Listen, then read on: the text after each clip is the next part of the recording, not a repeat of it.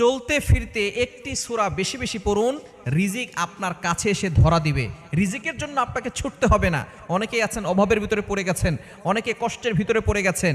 অভাব এমন একটা জিনিস, এই দারিদ্রতা একজন মানুষকে কিন্তু শয়তানের ধোকায় ফেলে দিয়ে সে আস্তে আস্তে ঈমান থেকে দূরে সরে যায়। এজন্য সবসময় আল্লাহর কাছে দোয়া করবেন, আল্লাহ আমাকে এমন দারিদ্রতা দিও না যে দারিদ্রতার কারণে আমার ঈমানের উপরে আসর পরে, ঈমানের উপরে ঘাটতি চলে আসে। এজন্য সবসময় আল্লাহর কাছে দোয়া করবেন যাতে করে আপনি হালালভাবে সঠিকভাবে আপনি ইনকাম করতে পারেন।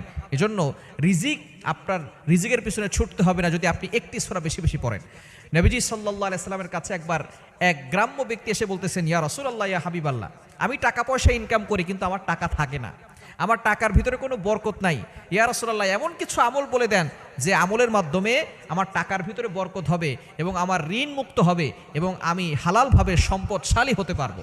নবীজি সাল্লাল্লাহু আলাইহি সাল্লাম তাকে চমৎকার একটি সূরা শিক্ষা দিয়েছেন এবং তিনি বলেছেন, তুমি ঘরের দরজায় দাঁড়িয়ে এই সূরাটা পড়বে এবং বেশি বেশি করে এই সূরাটা পড়বে এবং বিশেষ করে যখনই ঘরের সামনে যাবে তখন ঘরে প্রত্যেকটা মানুষকে সালাম দিবে। ঘরে যদি কেউ নাও থাকে তারপর তুমি সালাম দিবে এবং বিসমিল্লাহ পড়ে এই সূরাটা 3 বার পড়বে।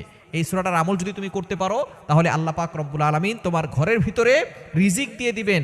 তোমার যে ইনকাম থাকবে, ইনকামের ভিতরে বরকত আসবে। রিজিক নিয়ে তোমাকে টেনশন করতে হবে না, আল্লাহ পাক রব্বুল আলামিন রিজিক তোমার কাছে পৌঁছে দিবেন। সূরাটা হচ্ছে সূরা ইখলাস। এই সূরা ইখলাস আমরা সকলে জানি না? কুল হুয়াল্লাহু আহাদ আল্লাহুস সামাদ লাম ইয়ালিদ ওয়া লাম ইউলাদ ওয়া লাম ইয়াকুল লাহু কুফুয়ান আহাদ। এই সাহাবী কিছুদিন আমল করলেন, তিনি যেখানেই যান সেখানেই সূরা ফাতিহা, সূরা ইখলাস পড়া শুরু করেছেন এবং ঘরের দরজায় দাঁড়িয়ে যখনই তিনি ঘরে যান বিসমিল্লাহ পড়ে সূরা ইখলাস 3 বার পড়েন।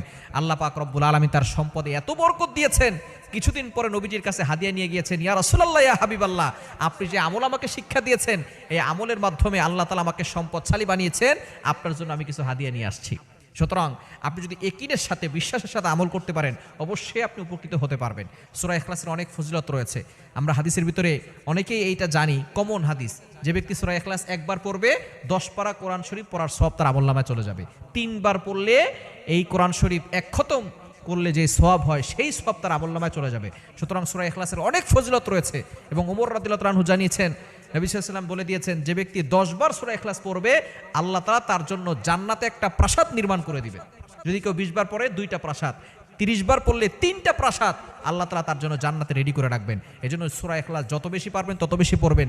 দুনিয়াতেও আপনি সম্পদশালী হবেন, টাকার জন্য কারো কাছে হাত পাততে হবে না, একটা কাঁচামরিচের জন্য কারো কাছে হাত পাততে হবে না। আল্লাহ তাআলা আপনার রিজিকের ব্যবস্থা করে দিবেন, রিজিকের পিছনে আপনাকে ছুটতে হবে না, রিজিক আপনার কাছে এসে ধরা দিবে এবং আখিরাতেও এই সূরা ইখলাসের মহব্বত আপনাকে জান্নাত পর্যন্ত পৌঁছে দিবে। আল্লাহ তাআলা আমাদের